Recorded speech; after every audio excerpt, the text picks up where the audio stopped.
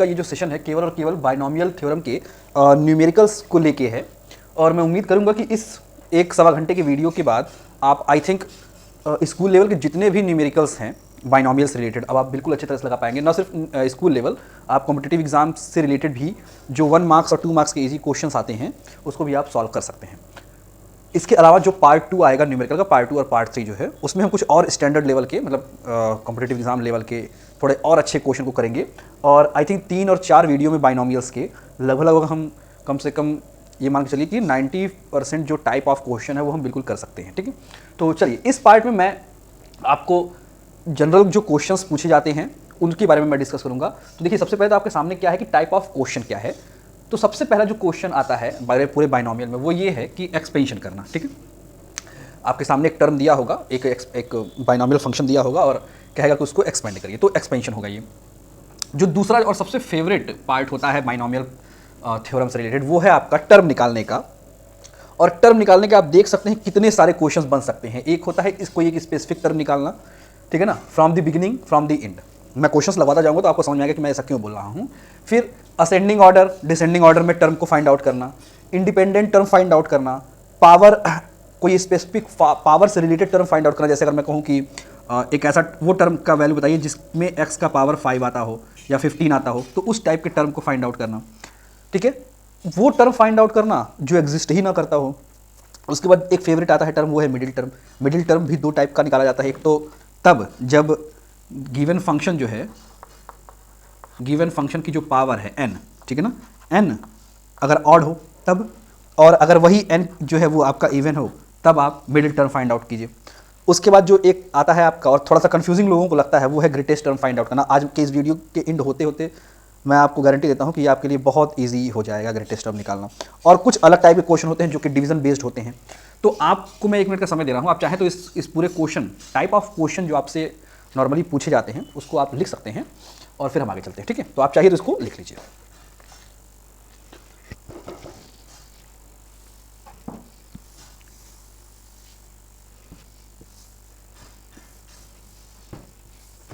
चलिए, तो मैं कोशिश करूंगा कि इस पूरे सेशन का एंड होते होते हम लगभग 40-50 अच्छे क्वेश्चंस को टच कर पाएं। और सबसे पहला जो क्वेश्चन का टाइप होगा वो होगा मेरा एक्सपेंशन से रिलेटेड। तो चलिए सबसे पहले हम लोग कुछ न्यूमेरिकल सॉल्व करते हैं एक्सपेंशन बेस्ड। देखिए आपके सामने एक क्वेश्चन है और कह रहा है कि x² plus 2y to the power 5। तो इसको आपने एक्सपेंड करना है। तो आप जानते हैं एक्सपेंशन का रूल क्या होता है। मैं ये मान के चल रहा हूँ कि आपने पहला पार्ट जो है अच्छे से देखा है तो आप समझ पाएंगे। मैं सीधे न्यूमेरिकल सॉल्व कर रहा हूँ। सो सबसे पहले हम क्या करते हैं, लिखते हैं NC0।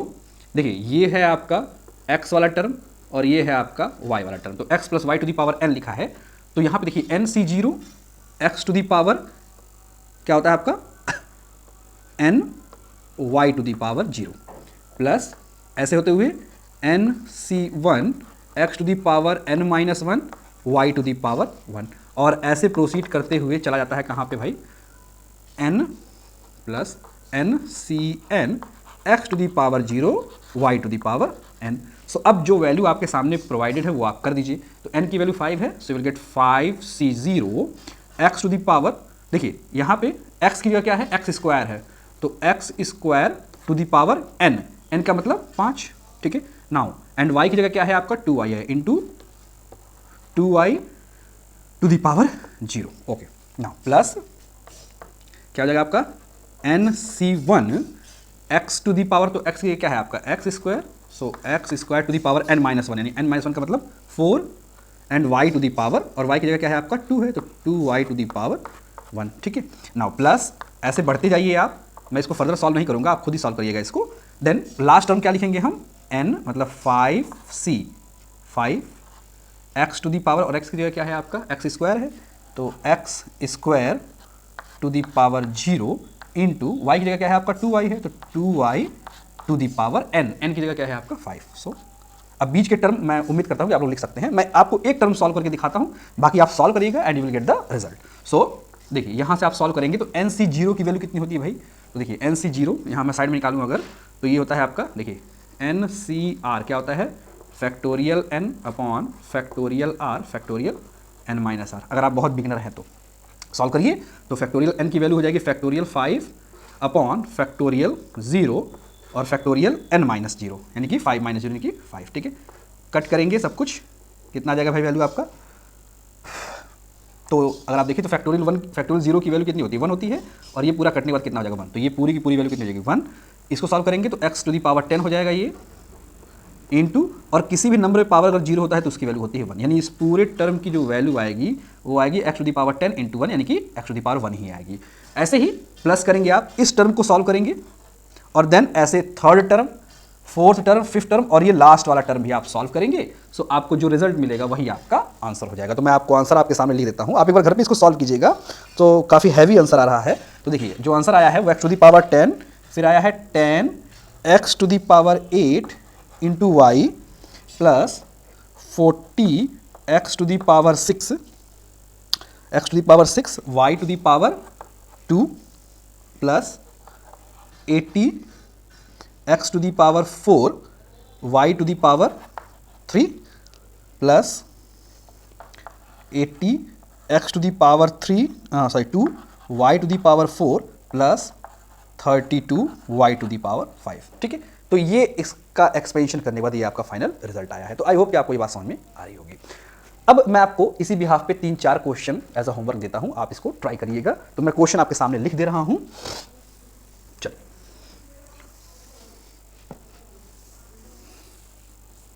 Okay, so there are some question for you. तो क्वेश्चन है आपका, देखिए, चलिए एक क्वेश्चन मैं फिर से दे रहा हूं आपको, वही जो अभी आपने लगाया है, x square plus 2y to the power 5। ठीक है, क्वेश्चन नंबर 2 जो है वो आप लगाइएगा x cube minus 2 upon x square to the power 6। ठीक है, okay, now come to the next question, question number 3। Question number 3 क्या कह रहा है, चलिए क्वेश्चन नंबर 3 मैं आपको एक बार समझाने की कोशिश करता हूं। इसको आप लगाइए दोनों क्वेश्चन को। नेक्स्ट क्वेश्चन जो है, देखिए उसको मैं थोड़ा सा हिंट करूंगा, आप फिर लगाना स्टार्ट कर ही देंगे। देखिए क्वेश्चन नंबर ये कह रहा है कि ओके, सो एक क्वेश्चन है 1 plus x square to the power 3। तो कह रहा है कि यूजिंग बाइनोमियल थ्योरम आप एक्सपेंड करिए। ठीक है ना, पावर ऑफ 3 तक कैसे करेंगे, देखिए इसमें तो चूंकि 3 टर्म आपको दिख रहे हैं, 1, 2 और 3, और हमको बाइनोमियल थ्योरम पता है कि 2 ही टर्म होना चाहिए। तो हम करेंगे क्या, देखिए सबसे अच्छा काम ये कर सकते हैं कि इस पूरे टर्म को हम x एज्यूम कर लेते हैं और इस टर्म को हम y एज्यूम कर लेते हैं। काम बन गया मेरा। अगर आप देखिए तो ये इतना टर्म जो है वो x लिखा हुआ है और ये इतना टर्म y लिखा हुआ है। तो कर सकते हैं हम, देखिए कितना हो जाएगा आपका NC0, n की जगह क्या है, मैं डायरेक्ट आंसर लिखता हूँ 3। ठीक है ना, 3C0 1 प्लस एक्स, क्या कहते हैं भाई, x to the power n, यानी 1 plus x to the power n, okay, into y to the power 2। तो यहाँ देखिए x टू दी पावर 2 क्या लिखते हैं, y टू दी पावर 0, ये पहले टर्म में होता है, प्लस फिर क्या करेंगे हम NC1 x to the power, देखिए x की क्या है 1 plus x to the power n minus 1। अच्छा यहाँ पे देखिए, यहाँ पे मैं n की जगह 3 लिख सकता हूँ, यहाँ पे मैं n की जगह 3 लिख सकता हूँ। ठीक है, तो 3 माइनस 1 कितना हो जाएगा ये आपका 2, एंड y की जगह क्या है आपका एक्स स्क्वायर, तो y टू दी पावर 1। ठीक है ना, नेक्स्ट टर्म क्या आ जाएगा आपका प्लस, अगेन देखिए तो NC2 x to the power 1 and y to the power भी आपका देखिए बढ़ रहा है 0, 1 और ये कितना हो जाएगा आपका 2। ठीक है ना, फिर प्लस n, देखिए NCn x to the power 0 and y to the power कितना हो जाएगा आपका 3। जस्ट सॉल्व इट, इसको आप सिंप्लीफाई कर लीजिए और सिंप्लीफाई करने के बाद जो आपका आंसर है वही सोल्यूशन है। ठीक है, तो आई होप कि आपको ये बात समझ में आ रही होगी। चलिए नेक्स्ट क्वेश्चन पे हम लोग डिस्कस करते हैं। देखिए इसी के बिहाफ पे मैं आपको एक क्वेश्चन और अच्छा इसको सॉल्व जरूर कीजिएगा, सॉल्व करके आंसर लाइएगा। तो मैं आपको इसका रिजल्ट सीधे सीधे लिख देता हूँ कि क्या आंसर आया है after solving this equation. So answer आपका आया है, ओके, तो ओके हियर इज आंसर।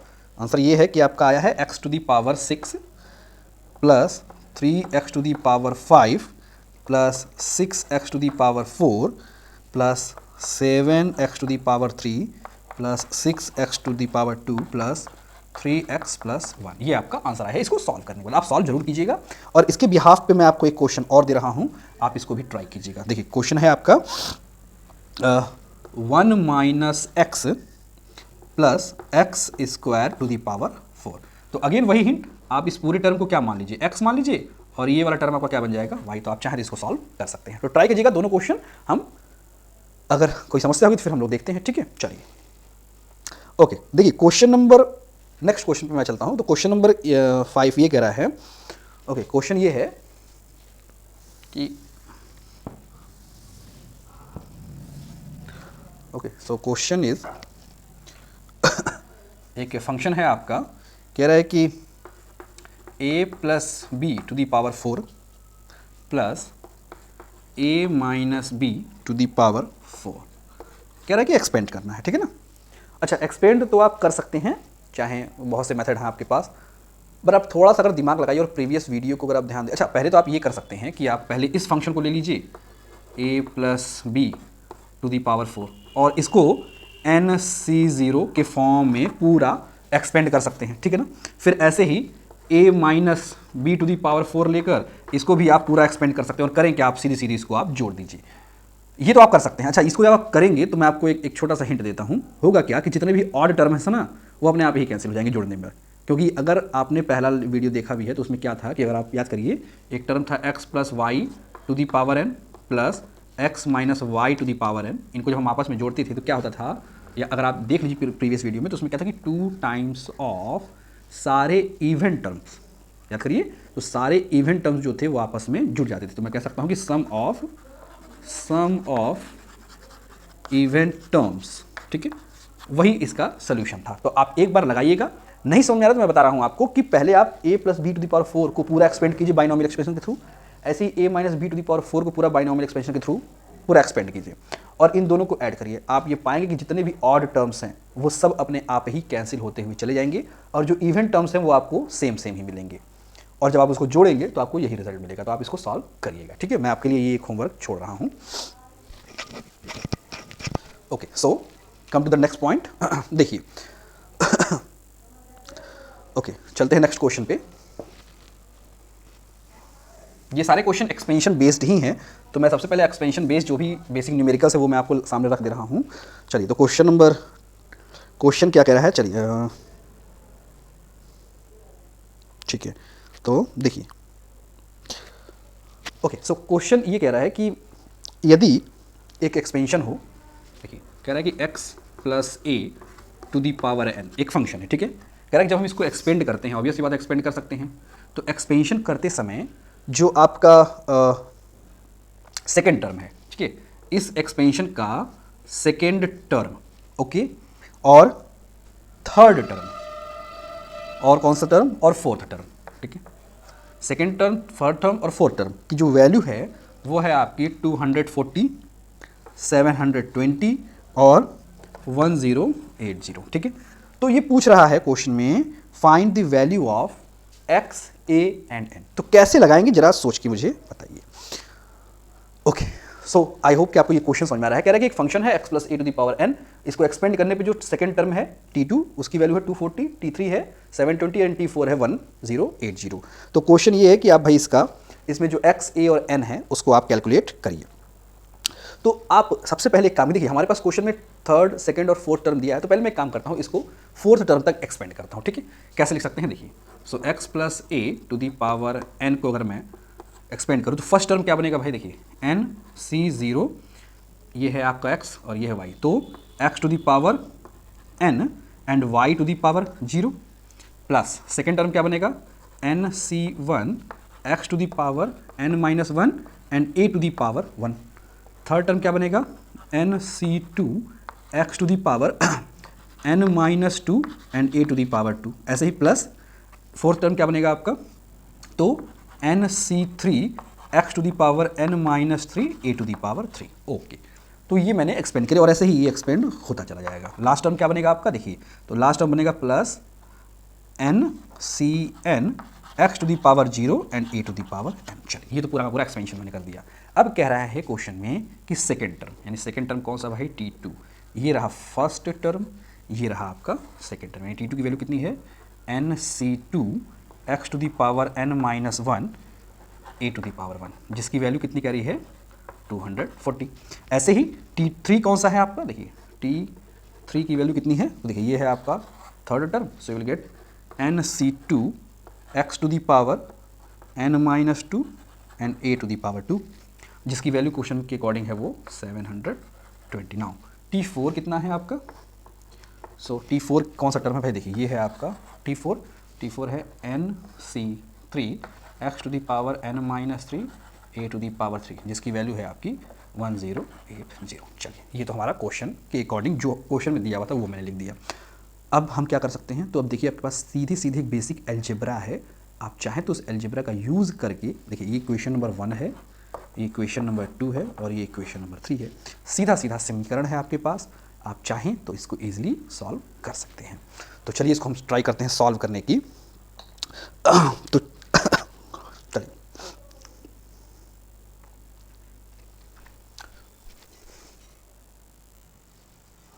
तो देखिए ये जो आपको 3 इक्वेशन मिले हैं, अगर आप इसको थोड़ा सा सिंप्लीफाई करने की कोशिश कीजिए तो आप क्या पाएंगे, देखिए T2 की पहले हम बात करते हैं। T2 का मतलब NC1 x to the power n minus 1 a to the power 1 now, और जो कि इक्वल है किसके 240 के। तो अगर आप सॉल्व कीजिए, देखिए NC1 की वैल्यू कितनी हो जाएगी यहाँ से, तो factorial n upon factorial 1 upon factorial n minus 1, ठीक है। नाउ इसके बाद ये वाला टर्म, तो ये एज इट इज मैंने ये रखा है, और x to the power a to the power 1 की वैल्यू a हो जाएगी इक्वल टू 240। अगर आप इसको सॉल्व करना चाहें तो क्या हो जाएगा, फैक्टोरियल n को हम लिख सकते हैं n factorial n minus 1 upon factorial 1 की वैल्यू तो 1 ही होती है, और इसकी मैंने ऐसे रहने दिया। अब ये चीज़ें कैंसिल हो जाएंगी, तो बचेगा क्या आपका n, बाकी जो टर्म है वो मैंने एज इट इज उतार दिया, विच इज इक्वल टू 240। तो ये T2 की एक सिंपल सी वैल्यू मिल गई, एकदम बिल्कुल सिंपल अलजेब्रा के फॉर्म में। ऐसे ही आप थोड़ी सी प्रैक्टिस करेंगे तो T3 की वैल्यू भी आप निकल जाएगी, और सॉल्व करेंगे तो T3 की वैल्यू सिंप्लीफाई करने के बाद आपको मिलेगी कुछ इसके बराबर, ठीक है ना, क्योंकि यहाँ पे 720 था। अब इसको जब आप सॉल्व करेंगे तो कुछ डिनोमिनेटर में जो वैल्यू आएगी आप उसको इधर भेजिए एंड देन सॉल्व करिए, ठीक है ना।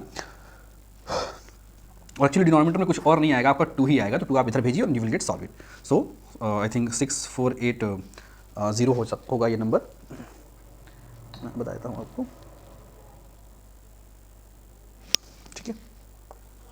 और ऐसे ही आप T4 को जब सिंप्लीफाई करेंगे, देखिए T4 आपके पास ये है, इसके NCR को जब आप सॉल्व करेंगे तो सॉल्व करने के बाद और सिंप्लीफाई करने के बाद आपको ये आपका एक वैल्यू मिलेगा। तो मैं कह सकता हूँ कि after solving T2 T3 T4 हमें ये 3 सिंपल एल्जेब्रिक इक्वेशंस मिलेंगे, ठीक है। और जब हमको ये 3 एल्जेब्रिक इक्वेशन मिल जाएंगे जिसमें कोई भी फैक्टोरियल या कुछ भी नहीं है, तो ये हाई स्कूल लेवल का एक एल्जेब्रा बन जाता है 3 इक्वेशन का। और चाहेंगे तो हम तीनों इक्वेशन का यूज़ करके a, x और n की वैल्यू कैलकुलेट करेंगे। तो आप इस काम को करिएगा और फाइनली आपको ये जो रिजल्ट मिलेगा कि x की वैल्यू 2 मिलेगी, a की वैल्यू 3 मिलेगी और n की वैल्यू आपकी 5 मिलेगी। तो एक्चुअली में जो आपका फंक्शन होगा उसमें x की जगह 2, a की जगह 3 और n की जगह 5 होगा। तो आप इसको सॉल्व कीजिएगा, आई होप कि आपको ये बात समझ में आ रही होगी। चलिए तो नेक्स्ट क्वेश्चन की तरफ हम लोग चलते हैं अब, और इसके बिहाफ पे मैं आपको एक क्वेश्चन दे देता हूं, आप इसको ट्राई करिएगा। पहले आप इसको उतार लीजिए तो मैं इसको मिटाऊं, ठीक है।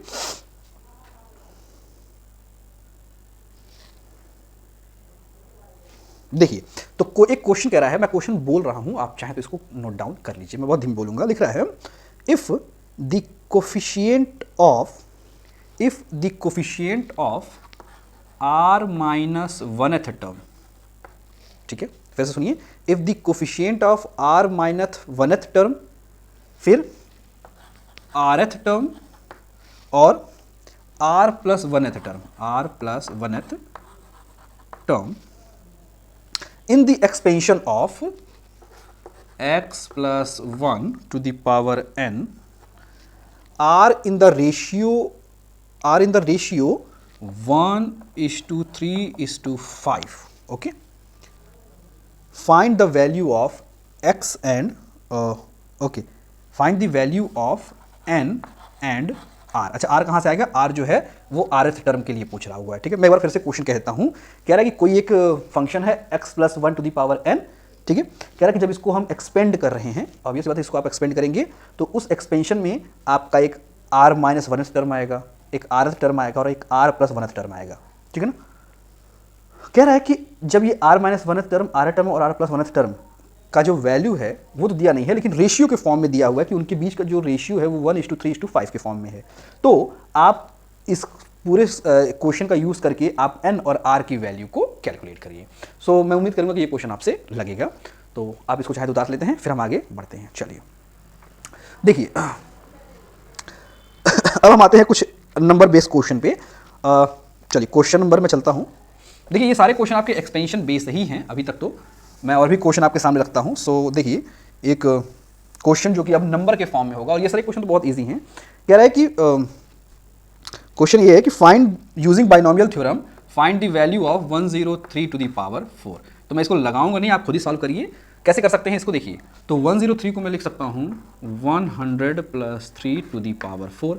ये वाला टर्म आपका बन जाएगा x और ये वाला टर्म आपका बन जाएगा y। आप इसको एक्सपेंड करिए, ठीक है ना। एक्सपेंशन के बाद इसको सिंप्लीफाई करिए, जो आपको रिजल्ट आएगा वो मिल जाएगा। मैं आपका एक्सपेंशन लिख देता हूँ। एक्सपेंशन क्या हो जाएगा भाई, देखिए ये हो जाएगा आपका n की जगह क्या है यहाँ पे 4, तो 4c0 x to the power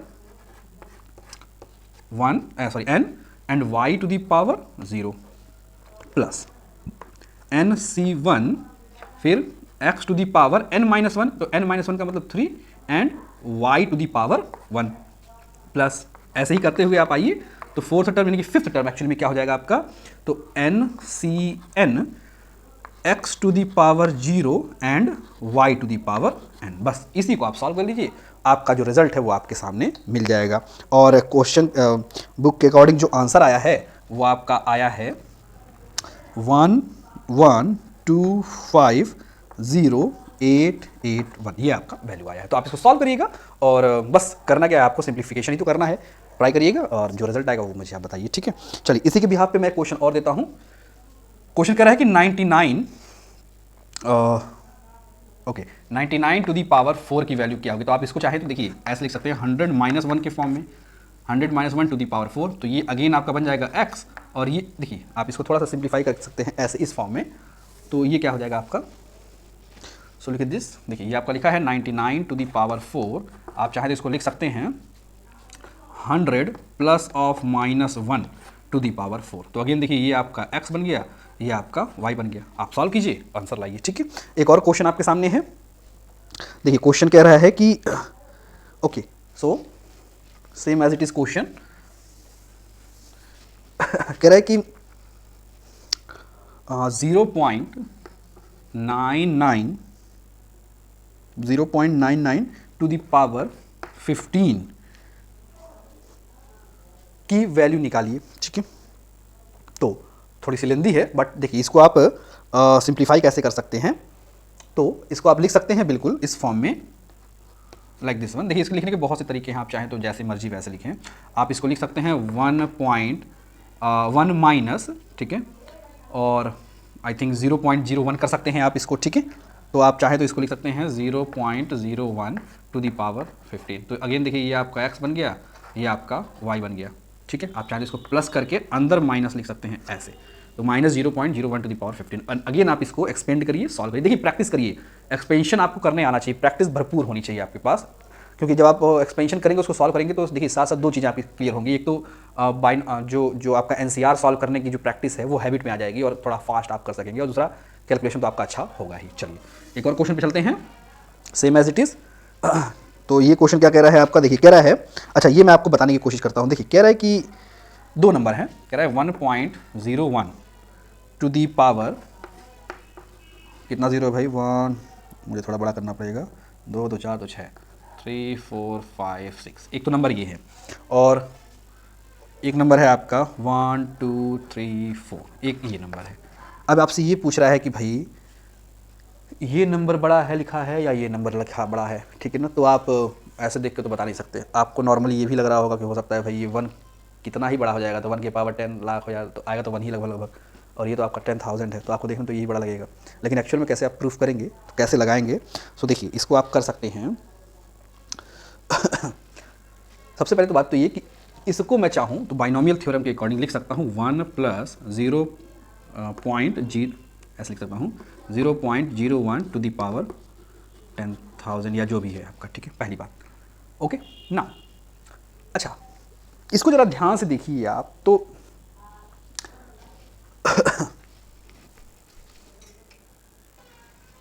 अब देखिए मैं क्या कर रहा हूँ कि हमें प्रूफ करना है कि 1.01 टू द पावर 10 लाख और 10,000, में बड़ा कौन सा है। तो मैं एक थोड़ा सा आपको एक टेक्निक बताता हूँ by using exponential binomial function. सबसे पहले हम क्या करते हैं कि 1.01 पे पावर इतना को मैं लिख सकता हूँ 1.0.01 टू द पावर इतना, कोई प्रॉब्लम तो है नहीं। उसमें से मैं अपने कन्वीनियंस के लिए उसमें से 10,000 को सब्ट्रैक्ट करता हूँ। अब देखिए कैसे सॉल्व करते हैं इस क्वेश्चन को। तो पहला काम मेरा क्या होगा, अच्छा देखिए मैंने थोड़ी सी इतना लंबा लिखने की बजाय मैंने इसकी जगह पे n एज्यूम कर लिया हुआ है। ऐसे मैं कहीं लिख दूं where n is equal to 10 lakh, ठीक है, ओके। नाउ अब देखिए ये लिखा हुआ है x plus y to the power n, हम चाहे तो उसको एक्सपेंड कर सकते हैं। तो देखिए कैसे करती हैं, हो जाएगा आपका nc0 x to the power n y to the power 0 plus nc1 x to the power n minus 1 y to the power 1 plus nc2 x to the power n minus 2 y to the power 2। और ऐसे करते हुए हम कहाँ तक आ जाएंगे, ncn x to the power 0 and y to the power n। और क्या था मेरा 10,000 मैंने सब्ट्रैक्ट किया था, तो 10,000 मैंने सब्ट्रैक्ट कर दे रहा हूँ, ठीक है, ओके। अब देखिए आगे, तो बाइनोमियल थ्योरम एनसीआर में आप जानते हैं कि nc0 की वैल्यू कितनी होती है, हमेशा 1 के इक्वल, तो nc0 की वैल्यू 1 हो गई। नाउ अब ऊपर से देखिए ये हो गया आपका nc0 की वैल्यू 1, और 1 पे कोई भी पावर हो तो कितना आएगा आंसर, 1 के ही इक्वल आएगा। और देखिए किसी भी चीज़ पे पावर अगर 0 है तो उसकी भी वैल्यू कितनी हो जाएगी आपकी 1 के इक्वल, तो 1 इंटू 1 इंटू 1 कुल मिला के भी तो फाइनल आंसर क्या जाएगा आपका 1, ठीक है ना। उसके बाद प्लस, ओके। नाउ nc1 की वैल्यू कितनी होती है, सॉरी nc1 की वैल्यू कितनी होती है, तो ऑब्वियस सी बात है n के ही इक्वल होती है।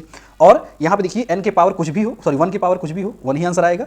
तो हो गया आपका n, देखिए इसकी वैल्यू कितनी हो जाएगी n इंटू इस पूरे की वैल्यू कितनी हो जाएगी 1 इंटू, नाउ 0.01 पे पावर 1 तो उतनी ही वैल्यू हो जाएगी। तो कुल मिला के n इंटू 1 n हो जाएगा, देखिए n इंटू और इसके पावर 1 थी तो यही सेम हो जाएगा। नाउ अच्छा अब जरा इस बात को, अब देखिए इसके आगे के टर्म हमने सॉल्व नहीं किए हैं, ज़रूरत नहीं है क्योंकि हमारे इतने से काम चल जाएगा। कैसे, जरा देखिए, ओके। अब जरा इस पूरे टर्म को ध्यान दीजिए आप थोड़ी समझ के लिए, अपने समझने के लिए। मेरा कहना क्या था भाई, 10,000 से बड़ा क्या होगा, ये तो वो प्रूफ करना कि क्या ये 10,000 से बड़ा है या नहीं। अब जरा ध्यान दीजिए, तो ये कितना लिखा है 1, मैं कहीं साफ साफ लिखता हूँ, देखिए समझ में आएगा आपको। ये हो गया 1 प्लस n की वैल्यू क्या मैंने लिया था 10 लाख, तो ये हो गया आपका 10 लाख, ठीक है, एक जीरो कम ही है अभी आपका, इंटू 0.01, ठीक है ना, ओके ठीक है, ये इतना था प्लस ये सारे टर्म भी थे, तो मैं मान लेता हूँ ये सारे टर्म मिलके कुछ होंगे। उन सारे टर्म, मान लीजिए इस पूरे टर्म को मैं, ये पूरा का पूरा टर्म यहाँ जो बचा हुआ टर्म है उसको मैं लेट सपोज x मान लेता हूँ, ठीक है ना। इस पूरे टर्म में से मैंने सब्ट्रैक्ट क्या किया है 10,000। अब जरा ध्यान से देखिए आप मेरे भाई, तो क्या है यहाँ पे लिखा हुआ 1 प्लस, अगर मैं 10 लाख को 0.01 से मल्टीप्लाई करूँ तो ये जो है इसको कितना बना देगा आपका, ये बन जाएगा आपका 10,000, ओके, प्लस x माइनस 10,000 था। अब जरा खुद कॉमन सेंस से सोच के बताइए, 10,000 तो है ही, प्लस 1 हो गया तो कितना हो गया आपका 10,001 प्लस और भी कुछ एक्सेस हैं। अब मुझे आप बताइए ये जो वैल्यू आई है माइनस 10,000, ठीक है ना, तो आप मुझे बताइए ये जो मैंने वैल्यू निकाली है वो किसकी निकाली है, इसकी ना, और ये क्या है आपका, यही है, और ये वाला नंबर है। तो आप जरा इसको देखिए, और यहाँ पे जो नंबर आया हुआ तो ये जो आया है आपका 10,001 आया है, प्लस और भी कुछ नंबर है, और कंपेयर किससे करना था, केवल 10,000 से। इसका मतलब ये हुआ कि ये तो 10,000 से ज़्यादा हो गया, एक ज़्यादा तो हो गया ना। इसका मतलब कि 1.01 टू दी पावर n, यानी कि n की जगह क्या है 10 lakh, is always greater than कितना हो जाएगा आपका 10,000। तो आई होप कि आपको ये बात समझ में आई होगी।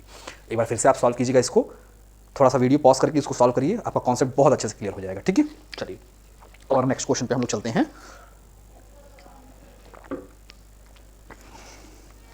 देखिए अब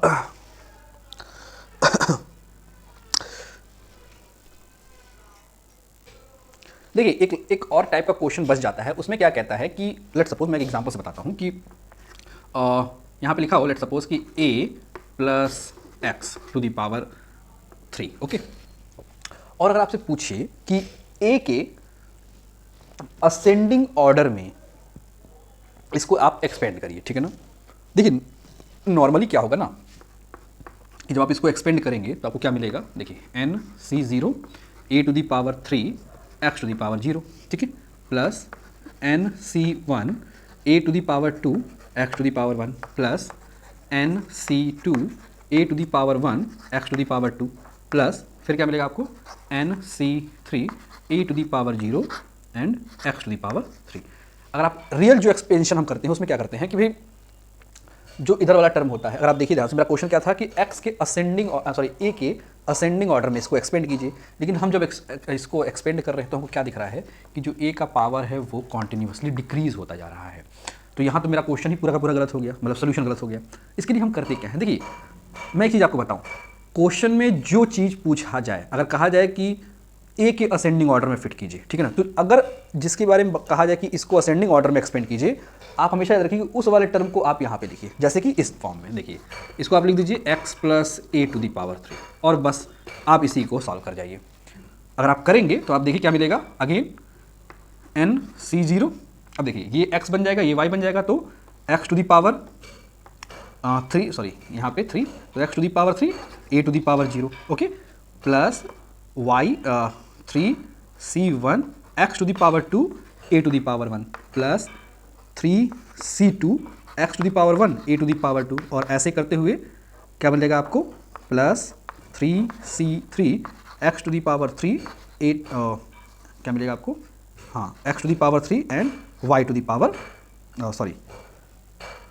क्या मिलेगा आपको, x to the power 0 and y to the power 3। तो देखिए ऑटोमेटिकली जो हमारा मिला टर्म, उसमें देखिए a जो है असेंडिंग ऑर्डर में मिल गया आपको, ठीक है ना, बढ़ते हुए पावर में मिल गया, और आपको कुछ करना नहीं पड़ा, सिर्फ जो ये टर्म दिए थे उसको आपने इंटरचेंज कर दिया। तो याद रखिए जो भी असेंडिंग पावर में लिखना हो उसको आप इधर लिखिए, जहाँ पे हम नॉर्मली देखिए जनरल फॉर्मूला क्या कहता है, x प्लस y है ना, y to the power n। तो याद रखिए एक्सपेंशन में हमारा y वाला जो टर्म होता है वो हमेशा असेंडिंग ऑर्डर में बढ़ता है, और जो x वाला टर्म होता है वो हमेशा डिसेंडिंग ऑर्डर में बढ़ता है। तो अगर मैं आपसे सिंपली ये कहूँ कि इस क्वेश्चन में x एक्सपेंड कीजिए और डिसेंडिंग ऑर्डर में, x के डिसेंडिंग ऑर्डर में कीजिए, तो याद रखिए आप इसको ट्राई करिएगा, समझ में आएगा आपको क्वेश्चन, ठीक है। तो आई होप कि आपको डिसेंडिंग और असेंडिंग ऑर्डर में एक्सपेंशन क्लियर हो गया होगा।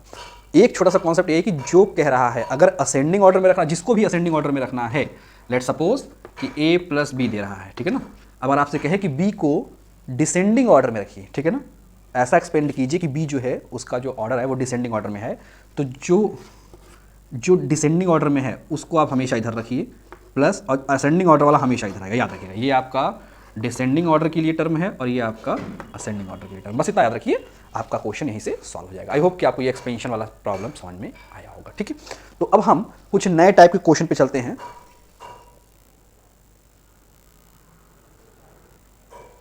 तो अब हम कॉम्पिटिटिव एग्जाम के सबसे फेवरेट क्वेश्चन की तरफ मूव कर रहे हैं, जिसमें हम एक पर्टिकुलर टर्म को फाइंड आउट करते हैं। तो जैसा मैंने अभी आपको स्टार्टिंग में ही वीडियो बताया कि कितने टाइप के क्वेश्चन आपके सामने बन सकते हैं, मैं सारे क्वेश्चन एक एक करके करवाता हूं, आपको कहीं कोई डाउट नहीं होगा। तो देखिए एक क्वेश्चन है आपके सामने, मैं एक लगवाता हूं, बाकी फिर आप लगाइएगा। सो एक क्वेश्चन है, कह रहा है कि 2x, क्वेश्चन ये कि 2x to the power 2 plus 1 upon x to the power whole to the power 12, और कह रहा है कि इस क्वेश्चन का आपने 10th टर्म फाइंड आउट करना है, ठीक है ना। चलिए भाई 10th टर्म मुझे फाइंड आउट करना है, कैसे करते हैं। सबसे पहले देखिए हम लिखेंगे यहाँ पे T10 टर्म निकालना है, और इसको लिखने का तरीका होगा कुछ इस फॉर्म में, हमेशा आप ऐसे ही ट्राई करिएगा। 10 है तो इसको आप +1 के फॉर्म में लिखिएगा, तो क्या मिल जाएगा आपको, T9 + 1, और एक्चुअली में ये 9 जो है ना ये कुछ और नहीं है, ये आपका R को रिप्रेजेंट कर रहा है। ओके, आई होप कि आपको ये बात समझ में आ रही होगी। तो हम लिख सकते हैं, देखिए जनरल फार्मूला क्या होता है भाई आपका, Tn निकालने का, Tn प्लस Tr+1 निकालने का जो जनरल फार्मूला था क्या होता है आपका, NCR x to the power n minus r y to the power r। चलिए यहाँ से सॉल्व करते हैं। तो यहाँ पे देखिए n+1 इसी के सेम फॉर्म में है। Now solve this. तो n की जगह क्या है आपका, देखिए ये तो आपका n की वैल्यू है, सॉल्व करिए। 12c, r की वैल्यू है आपकी 9, ओके। x की जगह यहाँ पे क्या दिया है भाई आपका, 2x², सो ये आपका x है, सो ये हो गया आपका 2x x की जगह, ठीक है ना। और n की जगह क्या है आपका 12 माइनस r की जगह क्या है आपका 9, एंड y की जगह क्या है आपका, देखिए 1/x टू दी पावर 9, क्योंकि r है पावर में। बस अब इसी को आप सॉल्व कीजिए, तो you will get 10 term. Now just solve this equation and finally you will get, तो ये हो जाएगा आपका factorial 12 upon factorial 9 factorial 12 minus 9, ठीक है। ये हो जाएगा आपका, देखिए 2x to the power 3 and 1/x to the power 9, okay, no problem. Solve कर जाइए इसको। अब आप तो इसको सिंप्लीफाई कर ही सकते हैं, आप इसको सॉल्व कर जाइए एंड यू विल गेट जो भी आपका रिजल्ट आए। तो मैं आपको रिजल्ट सीधे सीधे बता देता हूँ, रिजल्ट जो आया है वो कितना है आपका। तो रिजल्ट आया है आपका 1760 x टू दी पावर 3, ये आपका आंसर आया है। तो आप इसको सॉल्व कर सकते हैं। मैं आपको इसके बिहाफ, आप इसको भी एक बार सॉल्व करिए वीडियो पॉज करके अपने मन से, तो ज़्यादा क्लियर होगा। मैं आपको इसके बिहाफ पे एक दो क्वेश्चन आपको दे देता हूँ, ठीक है। तो देखिए क्वेश्चन कह रहा है कि क्वेश्चन है, मैं यहाँ पे इसको मिटा देता हूँ थोड़ी देर के लिए इसके बिहाफ पे सेम ही क्वेश्चन है। सो कह रहा है कि क्वेश्चन है कि 4/x⁵ माइनस 5/2x⁵ और इस क्वेश्चन में आपसे पूछ रहा है 6th टर्म, ठीक है। कोई डाउट नहीं होगा, बहुत इजी क्वेश्चन है, आप लगा सकते हैं, ठीक है। चलिए क्वेश्चन नंबर 8 भी इसी तरह से है, देखिए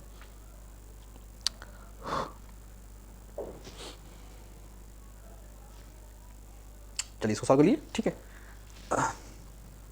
ओके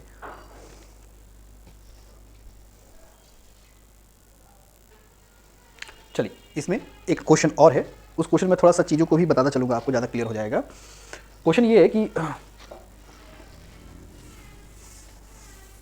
देखिए क्वेश्चन कह रहा है कि सॉरी, क्वेश्चन है कि x³ माइनस 2/x², ठीक है, पावर आपका 9 है और कह रहा है कि फोर्थ टर्म फाइंड आउट करना है, फोर्थ टर्म, ठीक है। अच्छा एक चीज़ मैं यहाँ आपको थोड़ा सा क्लियर करता चलूँ कि देखिए जब बात होती है फोर्थ टर्म की या फिफ्थ टर्म की या जो भी टर्म है, मैं एक छोटे से इसको आप लगाइएगा, ठीक है ना। इसके दो पार्ट है, फोर्थ टर्म फाइंड आउट कीजिए और एक्चुअल में कह रहा है कि जो क्वेश्चन का पार्ट 2 है, ये पार्ट 1 है क्वेश्चन का, पार्ट 2 ये कह रहा है कि फोर्थ टर्म फ्रॉम एंड। अच्छा इसका क्या मतलब है और इसका क्या मतलब, देखिए क्वेश्चन में अगर आपको दिया रहा है कि फोर्थ टर्म निकालिए या fourth term from the beginning निकालिए, तो इसका मतलब क्या है, मैं दोनों समझाता हूँ आपको। देखिए जैसे एक क्वेश्चन आपके सामने रखता हूँ, let suppose a plus 2 to the power 7, okay. अब मैं कहूँ कि इसका आप फोर्थ टर्म कैलकुलेट करिए फ्रॉम द बिगिनिंग, और अच्छा मैं कुछ भी ना कहूँ तो बस इतना कहूँ कि फोर्थ टर्म कैलकुलेट कीजिए, तो आप खुद ही समझ लीजिए कि मैं फ्रॉम द बिगिनिंग ही कह रहा हूँ। लेकिन अगर मैं ये कहूँ fourth term from the end, तो fourth term from the end का मतलब क्या होगा, सबसे पहली बात तो क्या करेंगे आप इसको एक्सपेंड करेंगे, एक्सपेंड करने का मतलब क्या होगा NC0 फिर a to the power n की जगह कितना है आपका 7 है, a to the power 7 2 to the power 0 plus ऐसे करते हुए आप आएंगे, ठीक है ना। लास्ट टर्म क्या मिलेगा आपको NCN a to the power 0 and 2 to the power 7, ऐसे ही मिलेगा, कुल मिला के 8 टर्म मिलेंगे आपको, ठीक है। अच्छा अगर मैं ये कहूँ कि फ्रॉम द लास्ट चौथा निकालिए, तो आप उसके लिए एक छोटा सा फॉर्मूला याद रखिए, और वो फॉर्मूला है कि एक छोटा सा फॉर्मूला याद रखिए n-p+2, बस इतना सा, ये है टर्म लास्ट से निकालने के लिए, जो भी आपका टर्म, आप जो भी टर्म निकालना चाहते हैं फ्रॉम द लास्ट, या ऐसे मैं कह सकता हूँ कि p मतलब अगर आपको pth टर्म निकालना है फ्रॉम द लास्ट से, तो आपका यही वैल्यू होगा, ठीक है। आप एक छोटा सा फॉर्मूला देखिए, pth term from the last, यानी कि इंड से pth टर्म निकालने का फॉर्मूला होगा। अगर मैं कहूँ कि लास्ट से आप फोर्थ टर्म निकालिए, तो इसका मतलब क्या हो जाएगा, देखिए n कितना है क्वेश्चन के अकॉर्डिंग 7 है, तो n की जगह आप रखिए 7 माइनस p क्या है, लास्ट से जिस टर्म की बात हो रही है तो 4 है प्लस 2, ठीक है ना।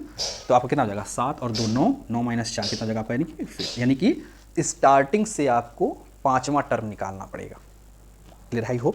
इसमें भी देखिए क्वेश्चन क्या कर रहा है, fourth term from the beginning, तो फ्रॉम द बिगिनिंग का मतलब तो स्टार्टिंग से ही चौथा टर्म, लेकिन अगर मैं कहूँ कि fourth term from the end, तो fourth term from the end का मतलब कितना हो जाएगा आपका, तो उसी फॉर्मूले में रखिए। देखिए इस फॉर्मूले में अगर वैल्यू प्लेस करेंगे आप, तो कौन से टर्म की बात होगी, देखिए तो t लास्ट और p की जगह क्या है आपका, फोर्थ टर्म पूछ रहा है, तो ये हो जाएगा इक्वल टू n कितना है आपका 9 माइनस p की वैल्यू कितनी है 4 प्लस 2, कितना हो जाएगा आपका 9 और 2 11 माइनस 4, यानी कि 7th term from the beginning, ठीक है। आई होप कि आपको बात समझ में आई, यानी कि आपको क्या निकालना है T7, और T7 को हम नॉर्मली क्या लिखते हैं T6 + 1, आप चाहे तो बिल्कुल निकाल सकते हैं, ठीक है। आई होप कि आपको बात समझ में आ रही होगी, तो आप इस क्वेश्चन को लगाइएगा। एंड बस मेन चीज़ समझना आपको यही था कि अगर लास्ट से बोल रहा है तो स्टार्टिंग से हमको कौन सा टर्म निकालना है, तो स्टार्टिंग से हमको 7th टर्म निकालना है, किस फॉर्मूले का यूज़ करके, तो आप चाहे तो ये फॉर्मूला लिख सकते हैं, और मैंने प्रीवियस क्वेश्चन में बताया कि टर्म कैसे कैलकुलेट करते हैं, तो ट्राई करिएगा, ठीक है।